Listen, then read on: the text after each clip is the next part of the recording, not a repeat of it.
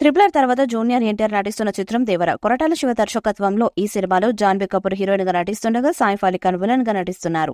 అయితే ఇందులో అల్లరి నరేష్ కూడా ఓ కీలక పాత్రలో అలరించనున్నట్లు ఇటీవల వార్తలొచ్చాయి. తాజాగా దీనిపై నరేష్ స్పందించాడు.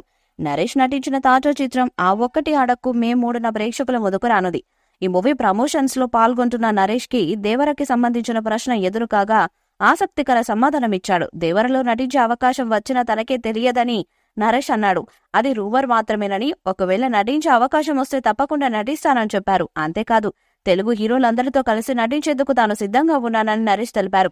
అల్లరి నరేష్ ఇప్పటికే మహర్షిలో మహేష్ బాబుతో, నా సమీరంగ మూవీలో నాగార్జునతో కలిసి నటించిన సంగతి తెలిసిందే. అనిరుద్ధ్ రవిచంద్రన్ సంగీతం అందిస్తున్న ఈ మూవీలో బాలీవుడ్ బ్యూటీ జాన్వీ కపూర్ హీరోయిన్ గా నటిస్తుండగా సైఫ్ అలీ ఖాన్ ఈ సినిమాలో విలన్ పాత్రలో కనిపించబోతున్నారు.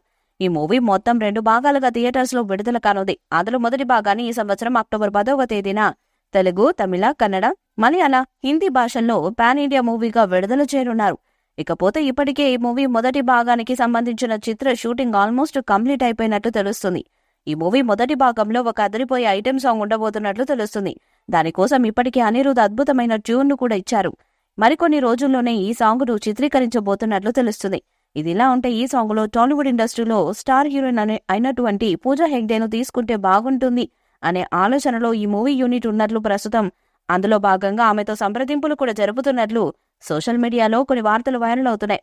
ఇదిలా ఉంటే గతంలో పూజా హెగ్డే రామ్ చరణ్ హీరోగా రూపొందిన రంగస్థలం మూవీలోనూ, వెంకటేష్, వరుణ్ తేజ్ హీరోలుగా రూపొందిన F3 మూవీలోనూ ఐటెం సాంగ్స్ లో నటించారు.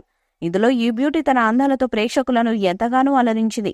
మరి ఈమె దేవర మూవీలో కూడా ఐటెం సాంగ్ లో నటిస్తారో లేదో చూడాలి. దేవర మూవీపై మీ అభిప్రాయాన్ని కామెంట్ బాక్స్ లో తెలియజేయండి. ఈ వీడియో మీకు నచ్చితే లైక్ చేయండి, షేర్ చేయండి, కామెంట్ చేయండి. మరిన్ని అప్డేట్స్ కోసం మన ఛానల్ ని సబ్స్క్రైబ్ చేయండి. అలానే పక్కనే ఉన్న గంట సింబల్ గట్టిగా కొట్టండి.